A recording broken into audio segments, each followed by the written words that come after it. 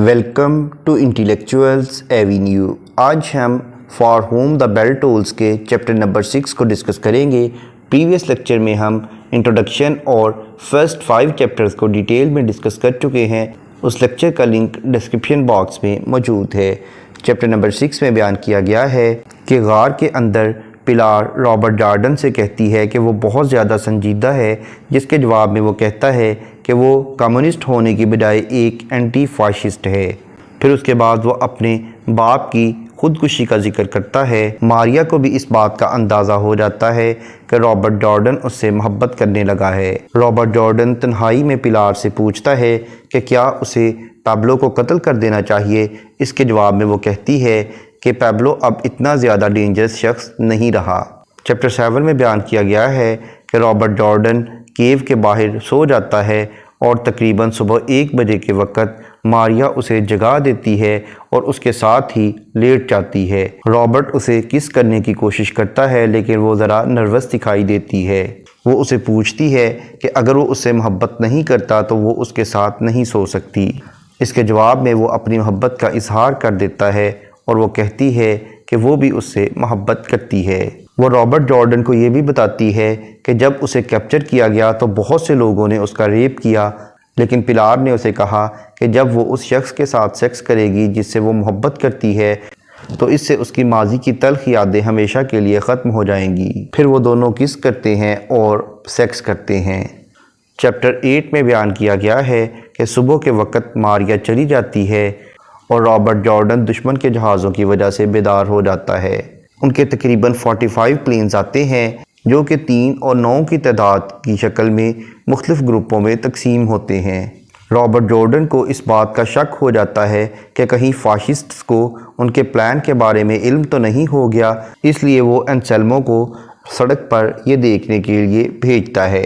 ناشتے کے وقت فرنینڈو انہیں بتاتا ہے کہ اس نے یہ سنا ہے کہ ایک نزدیکی قصبے لا گرانجا میں ریپبلکنز کی پیش قدمی کا اسے علم ہوا ہے۔ اس کے بعد پلار اپنے ایک لور جس کا نام فینیٹو تھا اور وہ بل فائٹنگ کا ایکسپرٹ تھا، اس کے بارے میں بتاتی ہے کہ اس سے ملنے وہ ایک مرتبہ ویلنسیا سٹی گئی تھی۔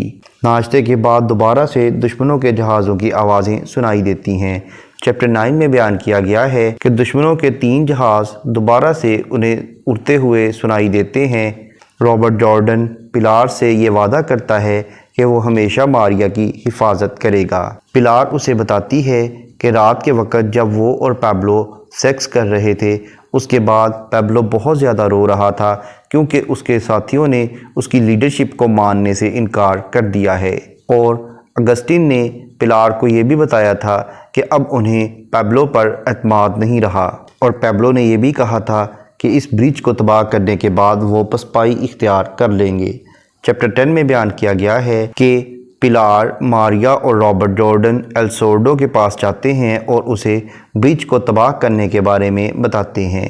راستے میں پلار انہیں پیبلو کے ہوم ٹاؤن میں ہونے والی جنگ کے بارے میں ایک لمبی کہانی سناتی ہے اور کس طرح سے پیبلو نے وہاں پر آخری شخص تک کو مار دیا تھا۔ جو لوگ دروازے بند کر کے چھپ گئے تھے، اس نے دروازے کا لاک توڑ کے اندر گھس کر ان کو بھی ہلاک کر دیا تھا۔ پھر وہ اس جنگ کو بل فائٹنگ کے ساتھ کمپیئر کرتی ہے۔ اس رات پلار اور پیبلو نے سیکس بھی نہیں کیا تھا، لیکن جب فاشسٹس نے دوبارہ سے اس ٹاؤن پر قبضہ کر لیا تو یہ ان کی زندگی کا ایک بدترین ٹائم تھا۔ یہ کہانی سن کر رابرٹ جارڈن کو اپنا وہ زمانہ یاد آ جاتا ہے کہ جب وہ 7 سال کا بچہ تھا تو اس نے اوہیو میں ایک بلیک شخص کو قتل ہوتے دیکھا تھا۔ چیپٹر 11 میں بیان کیا گیا ہے کہ ایک جوان شخص جس کا نام جاکوئن ہے، وہ ایل سورڈو کے کیمپ کا گارڈ ہے۔ جب یہ لوگ ادھر پہنچتے ہیں تو وہ رابرٹ جارڈن، پلار اور ماریا کو سلام کرتا ہے، اور ماریا بتاتی ہے کہ جب ان کی ٹرین پر حملہ کر کے اسے کیپچر کر لیا گیا تھا تو اس شخص یعنی جواکوئن نے اس کی حفاظت کی تھی، اور جواکوئن انہیں بتاتا ہے کہ جنگ کے دوران اس کی تمام فیملی قتل ہو چکی ہے، اور ماریا اسے کہتی ہے کہ اب وہ ان لوگوں کو ہی اپنی فیملی ممبرز کنسیڈر کرے۔ رابرٹ جارڈن ایل سورڈو کو بتاتا ہے کہ اس نے کاشکن کو قتل کر دیا تھا کیونکہ وہ زخموں کی تاب نہیں لا پا رہا تھا اور اس نے خود ہی اسے ریکویسٹ کی تھی کہ اسے قتل کر دیا جائے۔ اس کے بعد وہ اس برج کو تباہ کرنے کے بارے میں پلان شروع کر دیتے ہیں۔ چیپٹر 12 میں بیان کیا گیا ہے کہ پیبلو کے کیمپ کی طرف جب وہ واپس آ رہے ہوتے ہیں تو پلار بہت ہی پریشان دکھائی دیتی ہے۔ وہ ماریا سے کہتی ہے کہ وہ اس کی جوانی، خوبصورتی اور رابرٹ جارڈن کی اس کے لیے محبت سے بہت زیادہ جیلسی فیل کر رہی ہے۔ چیپٹر 13 میں بیان کیا گیا ہے کہ ایک جنگل میں رابرٹ جارڈن اور ماریا سیکس کرتے ہیں اور ماریا رابرٹ جارڈن سے کہتی ہے کہ جب بھی وہ آپس میں محبت کرتے ہیں تو اس کا پلار کو بہت دکھ ہوتا ہے۔ رابرٹ جارڈن اب سیاسی معاملات سے بالکل لا تعلقی کا اظہار کرتا ہے اور وہ کہتا ہے کہ وہ کمیونسٹس کے ساتھ جنگ کر رہا ہے، اگرچہ وہ ان کے اصولوں سے تو اتفاق نہیں کرتا، لیکن وہ صرف اس لیے جنگ میں شریک ہے کہ وہ صحیح مقصد کے لیے جنگ کر رہے ہیں، اور وہ یہ بھی سمجھتا ہے کہ ریپبلکن لیڈرز اپنے ہی ملک کے دشمن ہیں۔ پھر وہ سوچتا ہے کہ اسے چاہیے کہ ماریا سے شادی کر کے اسے اپنی بیوی بنا کر مونٹانا لے جائے، لیکن اس کے کمیونسٹ ہونے کی وجہ سے شاید وہاں پر اس کا اچھی طرح سے استقبال نہ کیا جائے۔ پھر وہ جنگ کے دوران اپنے ایکسپیرینسز کی بیس پر ایک کتاب لکھنا چاہتا ہے۔ اس دوران ماریا بھی اس سے یہ پرومس کرتی ہے کہ وہ جنگ کے دوران اس کی ہمیشہ حفاظت کرے گی۔ جب رابرٹ جارڈن اور ماریا پلار کے پاس جاتے ہیں تو پلار ماریا کو ڈانٹتی ہے کہ اس نے یہ بات سب کے سامنے کیوں بتائی تھی کہ جب وہ سیکس کرتی ہیں تو انہیں زمین حرکت کرتی ہوئی محسوس ہوتی ہے، اور وہ کہتی ہے کہ ایسا صرف 3 مرتبہ ہی ہوتا ہے۔ رابرٹ جارڈن پلار سے کہتا ہے کہ اسے چاہیے کہ اس طرح کی مسٹریز پر یقین کرنے کی بجائے زیادہ سے زیادہ اپنے کام پر توجہ دے۔ اگرچہ یہ مئی کا مہینہ ہے لیکن پھر بھی برف باری شروع ہو جاتی ہے۔ چیپٹر 14 میں بیان کیا گیا ہے کہ پلار اور ماریا اپنے کیمپ واپس چلی جاتی ہیں۔ پیبلو برف باری کو دیکھ کر کہتا ہے کہ ایک بہت بڑا برفانی طوفان آنے والا ہے۔ اس کے بعد پیبلو رابرٹ جارڈن کو کہتا ہے کہ وہ اپنے گھوڑوں کی حفاظت فنٹو کی وجہ سے کرتا ہے، جو کہ پلار کا ایک پرانا ساتھی تھا۔ اس کے بعد پلار بل فائٹنگ اور اپنے ساتھی یعنی فنٹو کے بارے میں بتاتی ہے اور فنٹو کی ڈیتھ کا بھی ذکر کرتی ہے۔ اس کے بعد فرنینڈو رابرٹ جارڈن کو انسیلمو کے پاس لے جاتا ہے جو کہ سڑک کا معائنہ کر رہا ہوتا ہے۔ چیپٹر 15 میں بیان کیا گیا ہے کہ برفانی طوفان کے باوجود انسیلمو سڑک پر کھڑا اپنی ڈیوٹی دے رہا ہوتا ہے اور اسے دور سے فاشسٹ سولجرز دکھائی دیتے ہیں۔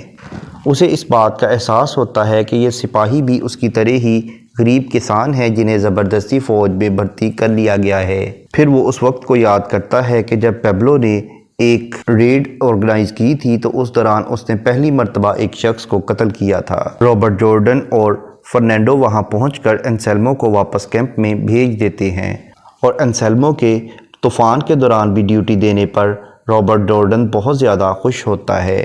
جب رابرٹ جارڈن واپس غار میں آتا ہے تو پلار اسے بتاتی ہے کہ السورڈو یہاں مزید گھوڑے لینے کے لیے رک گیا ہے۔ اس کے بعد پریمیٹیوو اور دوسرے لوگ رابرٹ جارڈن سے امریکن سوشل پالیسیز کے بارے میں اس سے سوالات شروع کر دیتے ہیں۔ رابرٹ جارڈن پیبلو کو لڑائی پر اکساتا ہے تاکہ وہ اسی بہانے اسے قتل کر سکے، لیکن پیبلو اس کی چال کو سمجھ جاتا ہے اور لڑائی سے انکار کر دیتا ہے۔ اگسٹن بھی پیبلو سے نفرت کرتا ہے اور وہ کئی مرتبہ اس کے چہرے پر مارتا ہے اور اسے گھوڑوں کی محبت کا طعنہ دیتا ہے۔ چیپٹر 17 میں بیان کیا گیا ہے کہ جب پیبلو باہر اپنے گھوڑوں کو دیکھنے جاتا ہے تو تمام لوگ اس کے قتل کا منصوبہ بنانا شروع کر دیتے ہیں۔ جیسے ہی پیبلو واپس آتا ہے تو یوں محسوس ہوتا ہے کہ اسے ان کے پلان کا علم ہو گیا ہے۔ وہ آتے ہی شراب پیتا ہے اور انہیں کہتا ہے کہ وہ برج کو تباہ کرنے میں ان کی مدد کرے گا۔ اس کی حرکتیں دیکھ کر پلار رابرٹ جارڈن سے کہتی ہے کہ اسے اس بات کا یقین ہے کہ اس نے انہیں باتیں کرتے ہوئے سن لیا ہے اور وہ اپنے قتل کے منصوبے سے آگاہ ہو گیا ہے۔ چیپٹر 18 میں بیان کیا گیا ہے کہ رابرٹ جارڈن سوچتا ہے کہ وہ اس پل کو تباہ کرنے کے بعد فلوریڈا ہوٹل میں سٹے کرنے کے لیے میڈرڈ واپس چلا جائے گا اور شام کا کھانا گے لارڈ میں کھائے گا، جو کہ میڈرڈ میں رشیا سے بھاگے ہوئے لوگوں کے ملنے کی ایک جگہ ہے۔ رابرٹ جارڈن کو یاد آتا ہے کہ گے لارڈ میں اس کی ملاقات کارکو سے ہوئی تھی، جو کہ ایک بہت ہی ذہین جرنلسٹ تھا، جو کہ رشین نیوز پیپر یعنی پراوڈا میں ایک بہت ہی ذہین جرنلسٹ تھا اور عورتوں کے متعلق اس کا ٹیسٹ بہت ہی اچھا تھا۔ یہ دونوں لوگ جلد ہی اچھے دوست بن گئے اور کارکو کی وجہ سے بہت سے لوگ بھی گرفتار ہوئے تھے۔ پھر اسے یاد آتا ہے کہ ماڈرڈ اٹیک میں رابرٹ جارڈن نے ایک مردہ شخص کی لاش کو اس کی کار سے گھسیٹ کر باہر گلی میں نکالا تھا، کیونکہ ایسا کرنے کے لیے اس کے پارٹنر نے ہی اسے کہا تھا۔ پھر اس کے بعد وہ ایک برٹش اکانومسٹ جس کا نام مچل ہے اس کے بارے میں سوچتا ہے۔ مچل نے اسے ایک سگریٹ بھی دیا تھا اور جنگ کے بارے میں کچھ انفارمیشن بھی شیئر کی تھی۔ پھر مچل اور کارکو میں اس موضوع پر گفتگو ہوئی تھی کہ رابرٹ جارڈن فلسفی میں بہت زیادہ انٹرسٹڈ ہے۔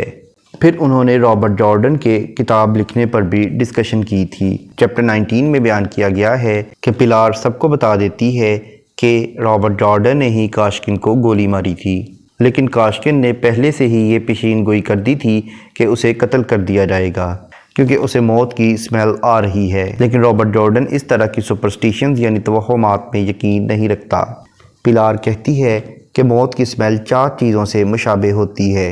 سب سے پہلے تو جب ڈوبنے کا خطرہ ہو تو شپ میں براس کی اسمیل، اس کے بعد کسی بوڑھی عورت کو کس کرنا، اس کے بعد کسی قتل کیے ہوئے جانور کا خون پینا اور کوڑے میں پھینکے ہوئے مر جائے ہوئے پھولوں کی اسمیل اور کسی قہوہ خانے میں گندے پانی کی اسمیل۔ یہ چیزیں موت کی اسمیل سے مشابہ ہیں۔ ان کی اس گفتگو کے دوران طوفان تھم جاتا ہے اور چیپٹر 20 میں بیان کیا گیا ہے کہ رابرٹ جارڈن سپروس کے درخت سے باہر اپنا ایک بیڈ تیار کر لیتا ہے اور اس پر لیٹ جاتا ہے۔ اس دوران ماریا بھی اپنا نائٹ گاؤن پہن کر وہاں آ جاتی ہے جسے وہ ویڈنگ شرٹ کہتی ہے۔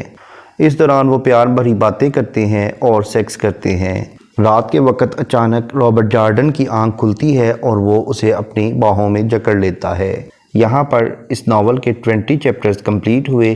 نیکسٹ لیکچر میں ہم چیپٹر نمبر 21 سے سٹارٹ کریں گے۔ ان تمام لیکچرز کو ڈیٹیل میں سمجھنے کے لیے اسی چینل یعنی انٹیلیکچوئلز avenue per home the bell tools کی پلے لسٹ کو وزٹ کریں، جس کا لنک ڈسکرپشن باکس میں موجود ہے۔ Thank you for attending this lecture.